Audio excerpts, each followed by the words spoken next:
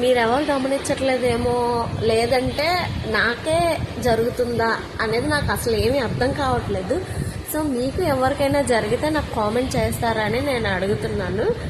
అంటే నాకు ఒక 5 days నుంచే, ముందంతా బాగానే ఉంది, కానీ ఏంటో సడన్గా నేను చూస్తున్న దగ్గర నుంచే నాకు అలా జరుగుతుంది.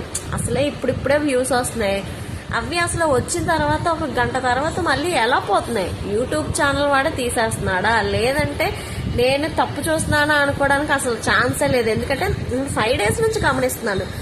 తప్పు చూశానంటే పోనీ ఒక్కరోజు 2 రోజులు, రోజు అలానే జరగదు కదా. నాకు రోజు అలానే జరుగుతుంది. ఎంతో కష్టపడితే నాకు ఒక 1500, 2000 వ్యూస్ వస్తున్నాయి. దాంట్లో నుంచి మళ్ళీ 500, 400, 300 అలా ఖచ్చితంగా పోతున్నాయి.